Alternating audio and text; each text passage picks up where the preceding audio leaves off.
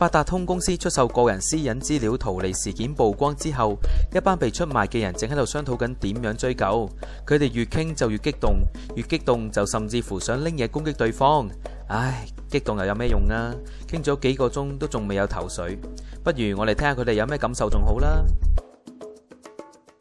俾人出賣嘅感覺就好似個肚搞下搞下，又屙唔出屎，但係又好想放屁，唉，真係好辛苦噶。你見我揸住杯水就知啦，飲極水都仲係咁口渴，就好似忘記唔到俾人出賣嗰種痛苦感啊！一句講晒啦，條脷冇毛，條脷又點會生毛啊？咁即係咩意思啊？即係我唔相信呢個現實咯，行開啦，唔該。咦，佢哋開始散 band 啦喎，不如我哋聽翻首歌，總結下佢哋嘅感受啊！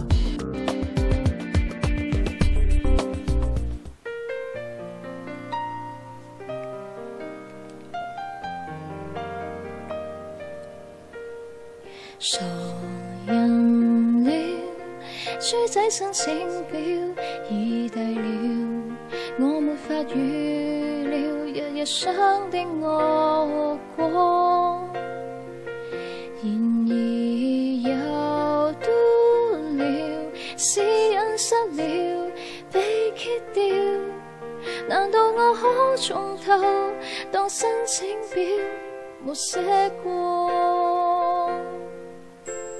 傳來了八達通公司出賣我沒法入睡，傷心痛楚，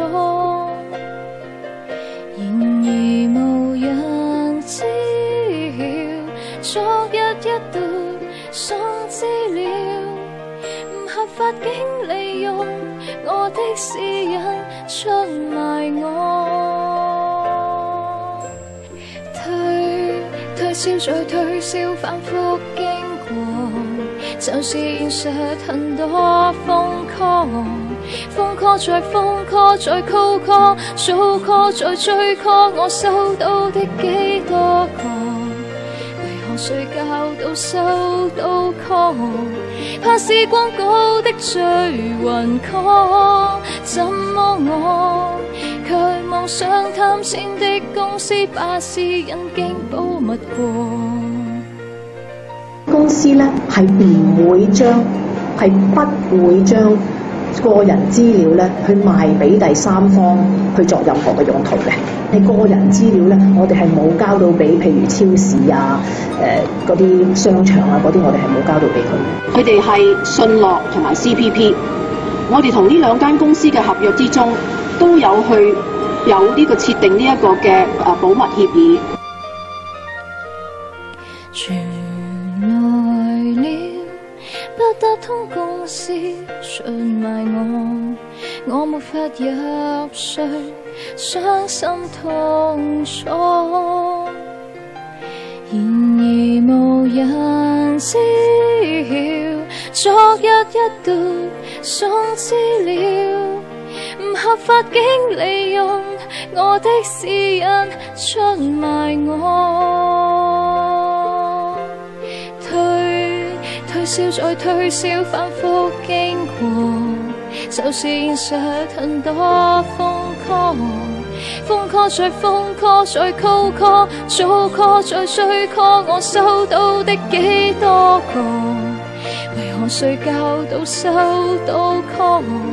怕是廣告的最暈 call， 怎麼我卻妄想貪錢的公司把私隱經保密過？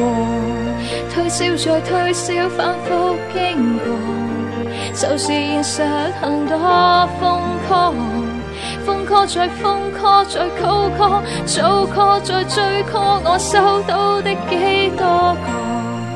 為何睡覺都收到 call？